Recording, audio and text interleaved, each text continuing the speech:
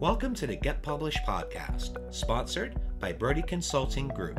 To get more information about our coaching, publishing, executive ghostwriting, and podcast production services, go to getpublishedpodcast.com.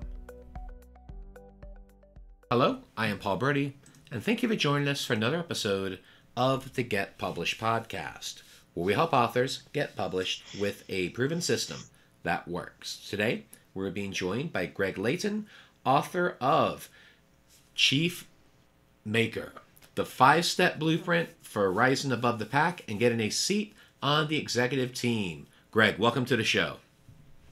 Paul, it's an absolute pleasure to be here. Thank you for having me. Are you ready to get started?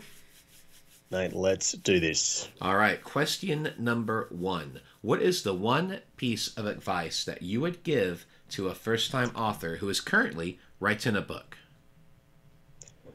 Well, I think when it comes to writing a book, you have this special moment where someone's sitting down, they're giving you their full attention generally to the idea and the concept that you're selling, or that you're hoping that they will grasp. And there's an opportunity in that moment to create almost like a life-changing experience is probably too big a word, but if you can tell someone about a particular idea or concept in such a way that it becomes a defining point in their life. And I can think about a number of books I've read that I went, hey, that's going to change who I am. It's made me think differently about the world. It's almost changed me from a former version of myself to a new version of myself. So when I got my book, and I think this is my piece of advice, is get yourself an editor who really knows what they're doing and give them a challenge. And the challenge is to hold you to account to write a book that will make a significant difference into whoever reads it, for your ideal target market, of course, right? And that's what we did with Chief Maker. I said, well, this book has to make a line in the sand moment for people that makes them think differently about the way they run their career and become an executive. And what do you feel is the hardest part about getting published? Well, to be honest, I think it's about, first of all, making sure you've got a decent book that someone's willing to give you a hand getting published, and actually finding a publisher that really wants to partner with you and make you do it. I suppose that's why groups like yours are so valuable, because they help people dot all the I's, cross the T's, and finish the job, because there's a lot to do right at the end. I think it can get really frustrating, that last 25%. Of getting published. I think that's really frustrating. So it'd be good to have someone by your side getting you through that. I definitely had someone get me through that before I met you, Paul. So I think that's valuable. The other part is once you're published, the bit just after, which I think we're going to talk about, is just as important, making sure you've got a strategy for selling a few copies, right? Absolutely, and that goes perfectly into our next question, and that is to please share a marketing strategy that you have used in your book launch that has worked well. Well, Paul, for a bit of an unusual one, I know people probably shared a lot of different stories about getting to number one on Amazon and all that, but I'm going to tell a different one. So I'm an executive coach, and I work a lot with senior executives of pretty large companies. And one of my clients was the COO or the chief operating officer of a very large retail chain here in Australia. And because of that, and I built this relationship with him. When my book was coming out, I utilized that relationship and said, hey, would you like to put my book in your stores around the country? And so before I knew it, I had the head of their hard goods, who does all their it's basically a department store. And the head of all their hard goods and books called me up and said, we'd love to talk about your book. We put it in stores all around the country, around about 1,000 stores it went into. I had friends and people walking into their favourite store around the country telling me, oh my God, and sending me pictures of the book. And because of that, but I actually self-published initially. And then because of that, I had to have a publisher to go into their stores. That was part of their process. So then I got published as a result. And then the publisher then rang me up about 3 months later and said, wow, how are you selling so many books? Can you tell us what your secret is? said, oh, well, it's all because I have this relationship. But I think there's many, many things you can do in this marketing, in the marketing of your book.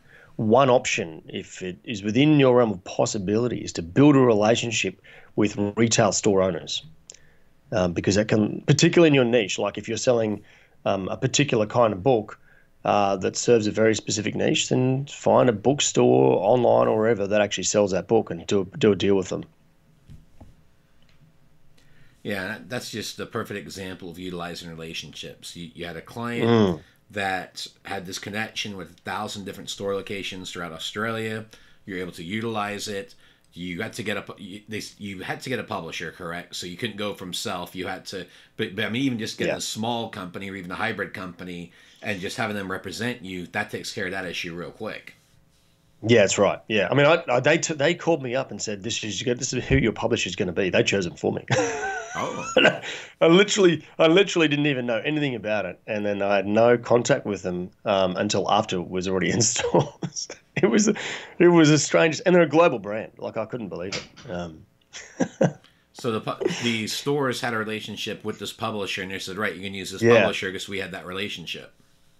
that's right. Yeah, yeah, Funny how it works, isn't it? All about networking. yeah. But I'll be honest. Like the publisher has since done nothing for me. Yeah. Right. They have literally not sold a single book for me, have not put it in a single other store. I've done all the work in the marketing space for this.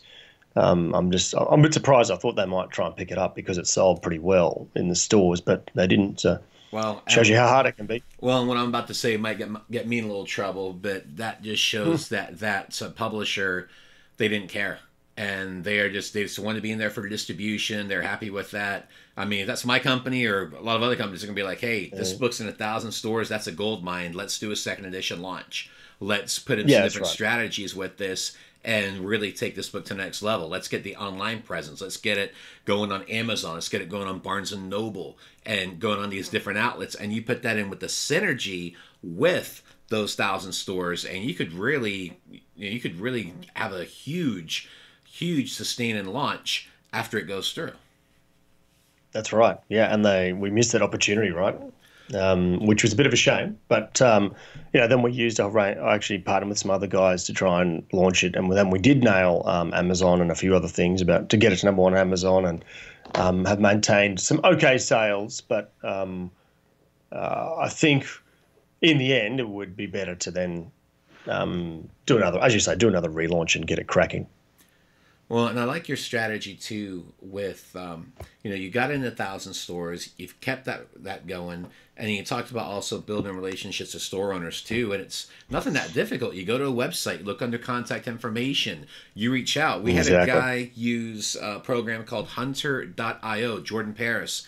He was on the show a couple of weeks ago, and he was talking about that. And it's this Google extension where you run it, and it actually gets all the contact information off of that website. So you don't even have to do any searches. You click on it, Oh, right. brings in the information, and it's a free program. So it's one of those Yeah, things cool. where if you just want to do a little bit of sweat equity, you can at least get those connections and reach out, because what's the worst thing they're going to do? They're going to say no. That's your worst case scenario. Best case scenario is they say Yeah. yes and you got some deals. Yeah, it's right. And like, let's be honest, most books now are really starting to micro niche. There's so many niches out there, so many books out there. You've got to really nail the problem set for your customer, whoever's listening. So think about the stores they're going to go to. The number of stores they're going to go into is not going to be enormous. You should be able to find pretty fast. And even like, I went up to a gym owner here in Australia, right? My book's about executive performance, nothing to do with gyms. Well, it sort of does in one way or another. But so I went to them and said, hey, listen, what if we put a little retail stand here in your gym? Because I knew that everyone that went to that gym, probably 90% of them was my target market. Right? I said, what if I just sell a few books? You can take the cut as normal. I'll provide the books and a little stand. Go for it. Boom. There it is. They're being sold out of a gym. Who sells books out of a gym? Just ask. People that think outside the box, that's who. Yeah. What was the cut? So what were you offering them to have them displayed? So you basically brought a display. You're like, hey, I'm going to display these here. You guys get the sales. You guys get a cut of it. How did that break down? We did 50-50 because they did nothing else, right? It's a pretty good split, and that's a no Yeah, lose situation for them too. exactly. And the thing is, they don't sell books. They don't probably know what normal split is. So Mm-hmm. I probably took a bit of advantage of it. They were selling them at $20, and so they made $10 out of it. Like, perfect. Well, and the other thing It is did get a too. bit weird when I was doing a workout in there, and then all of a sudden people were looking across at me, going, "Hey, is that is that author guy that I've been reading about?" Well, and the funny thing too, let's face it, it's not about the front end; it's about the back end. So each one of those guys Yeah. with a respective client, $10. Why not? Oh, exactly. Yeah. I mean, that's easy. And in my world, you easily pay that for a lead. Mm-hmm. Absolutely. Well, speaking of books, let's talk about your favorite book. So, what is your favorite book, and what was the number one thing that you learned from it? I'm going to go back a bit actually because it's always hard. I'm sure people say it's hard to pick your favorite book. I'm just going to pick a book that was one of those moments for me, and it's called The Power of Full Engagement. It came out all the way back in 2003, and it's by Jim Loehr and Tony Schwartz. And it's the subtitle is "Making Energy, Not Time, is the Key to High Performance and Personal Renewal." At the time, I'd been looking a lot for some hacks into performance because I was in the business world before I was a coach. And it was one of those light bulb moments where someone put together a bit of a system that said, hey, these are the 4 or 5 elements you need to consider. This is what's costing you and how to transform your performance in those particular aspects. And there's lots of science in it, and even some of that science, which is now 15, 20 years old, is still fairly relevant. So I just recommend it's a good book that will make you think about how you're approaching your business and your life, because there's always a particular area you're probably missing out on. You're imbalanced either physically, mentally, spiritually, or emotionally, and it's a nice way of explaining that to you in a way that will make you think differently. And for a final question, what is your favorite quote and why? My favorite quote is the final 2 lines of the Invictus poem by William Ernest Henley, and it is, "I am the master of my fate. I am the captain of my soul." And the reason that resonates with me is because I really do believe that everyone, in the end, is the master of their own destiny or their own future, and if you don't own it, that is, you're the captain of your soul. If you don't own it, you'll never really. I don't think you'll get to the end and be happy. I think you'll get to the end and you'll regret not taking action, because in the end we all know it's on us. There's a little saying I've got, which is ownership precedes victory, and I think that really aligns with this master of my fate, captain of my soul. Yeah, one of the things I talk about in several of my books is we are all the masters of our own universe, and we make it how we want. Yeah, yeah, that's true. That's exactly it. It's just saying that in a different kind of way.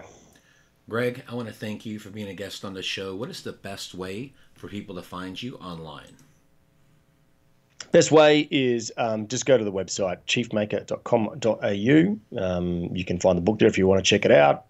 It's free book plus shipping at the moment, so if they want a copy of the book, just pick it up and I'll send it to you. Well, Greg, thank you once again for being on the show, and I wish you all the best in your author journey ahead. Thank you, kind sir. Good to have a chat. Thanks again for joining us today. To learn more about how you can be featured in our brand new Get Published business book, go to getpublishedpodcast.com.